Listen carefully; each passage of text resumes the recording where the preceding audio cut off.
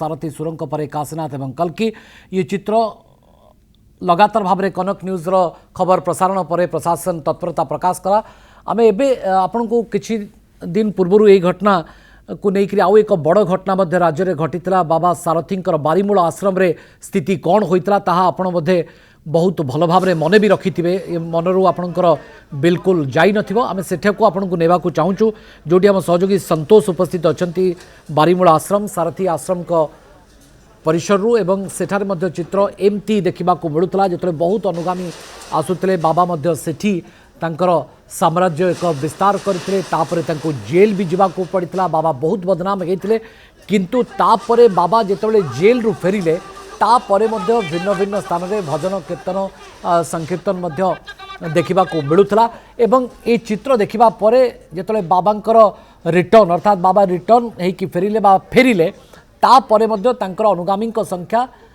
कमी नथिला अर्थात हुए तो संख्या कमी जाई पारे किंतु बाबांकर प्रभाव मध्य भिन्न भिन्न स्थान में आमे देखा पाइछु एवं अनुगामी मध्य पहुंची संतोष पंडा केन्द्रापड़ा बारीमूल आश्रम सीधासख आम सहित लाइव उपस्थित होती संतोष ये बेसी दिन घटना नुहे हुए तो आश्रम परिसर एवं खाँ खाँ लगुव किंतु सारथी केबे एठाको आसीबा जदिओ सेठाको जीवाकू तांको बारण कर दिया जाइछि बोली चर्चा हुए बा खबर आसे किंतु तांको अनुगामी मझिरे मझिरे मने पकांती कि नहीं ये सारथी आश्रम को ये बारीमूल आश्रम को देखो 2015 मसीह गोटे चर्चित घटना जे ओडिशा प्रथम थर गोटे बाबा को नहीं गोटे चर्चा आरंभ होला जे जहाँ को नहीं सारा ओडिशा रे गोटे तुम्बी तोफान सृष्टि है एवं तापरे बाबा जेल गले तापरे से तापरे परवर्ती अवस्था आमे देखेबा जे होची सारथी आश्रम चित्र मझिरे मझिरे आमे देखुचे अनेक समय ओडिशार विभिन्न स्थान में जे वर्तमान भी सारथी का जो सत्संग कार्यक्रम सब विभिन्न स्थान में चलुची किंतु से दिन कथा को मध्य आज अनेक लोक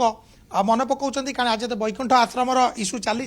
से समय ताकू नहीं कि अनेक लोक भितर गोटे चर्चा रही जे कौन स्थिति थिला सेतबेले आउ तेणु आमे मध्य आश्रम जहाँ स्थिति देखुचे से जो कोलाहल थिला हजार हजार संख्यार लोक आसुथिले रवि देश राज्य राज्य बाहर अनेक भक्त श्रद्धालु आसुथिले किंतु आज संपूर्ण भाव परिवेश खाँ खाँ कई नाहांती आश्रम किंतु कौन चित्र रही भाई आपण जन निश्चित प्रथम प्रतिक्रिया नवा आपण आसते अंचल को आश्रम आगे आम देखिलु आप किस समय है बुलूँ आप बाबा अनुगामी ना नाई नाई ना ना से जो कौन मुझे शुणी कौन गोटे सारथी बाबार आश्रम चलुची मुझे जीवन में आसी नी फास्ट टाइम आसी कौन ये चलुची कौन ना कौन देखापी किंतु मुझे आसी जी मु टीवी फिवी रे देखी आपण गणमाध्यम न्यूज रे ये कौन गोटे भंड बाबार आश्रम चलुला ये चलुला ये पुलिस लाठी माड़ कर सब कर साधारण जनता भी माड़ खाई किंतु मुझे आसिक देखुची एटा कौन खाँ खाँ पड़ी ये करती मुझे कथा आज चिंता कर खाँ खाँ किमिति आश्रम विषय आगुरी किसी आश्रम थिला कौन चर्चा थिला मुझे शुणी जे एटी कड़े गोटे सीमेंट गाई क्षीर दिए मुझे कथा आज मुझे गोटे लोक थिले मु पचारती ये गाई की मु दुईवा पड़ो साधारण जनता माने ये करेंगे ना नचेत ना किमिति कौन ये क्षीर दिए तापर बाबा कहते आम सबू रोग कौन भल करदे मु तेणु करके मु कहूँ कि कोटिपति करदे मुझे जानापी चाहूँगी सारथी बाबा ओरफ आमर रहिले आमर जो कौन संतोष बराल मु कौ दिन कोटिपति हेबी कहींपारे कि मुझा प्रश्न करने को चाहूँगी आपण गणमाध्यम माध्यम जो संतोष रावल ओरफ सारथी बाबा पुणी आप प्रतिक्रिया नवा जे वर्तमान देखुं ये हूँ आश्रम चित्र संपूर्ण भाव में खाँ खाँ लगुच कई नाहांती संपूर्ण भाव में ये आश्रम एक प्रकार कहवाक गले जो हजार हजार संख्या लोक श्रद्धालु आसुले जो भक्त मैंने अनुगामी मैंने आसुले आज क्या देखा मिलूनी जो मैंने आसुंच कौन से जगह गोटे चर्चा जो होची किसी लोक माड़ी आसुंच काले ये आश्रम कौन एमती घटना घटुव कारण अनेक समय आम देखीचे जिते गोटे चर्चा होची प्रसंग को नहीं सब निश्चित भाव सारथी आश्रम को नहीं समस्त भितर गोटे अनेक चर्चा द्वंद्व रुहे जड़े आउ जड़े भाई अच्छा गाँ लोक टिके निश्चित टिके प्रतिक्रिया आम नवा जे जेतेबेले ए आश्रम जेतेबेले तैयारी हेतला आपनक घरटा कोन पाखरे ना कोन ए द्वार मन लागी छि फंड फंड माने घर को लागी आज्ञा आश्रम केबे आरंभ हेतला कोन केमति थिला आगर भलो थिला एबे भी भलो अछि केबे आश्रम आरंभ होला आरंभ हेलानी आगर आमे मु बाय नतले आश्रम आरंभ हेलानी एते घटना घटला परे बाबा केबे आसंती आश्रम को परे ता परे आसीचंती केबे बाबा सब बळे आसंती आज्ञा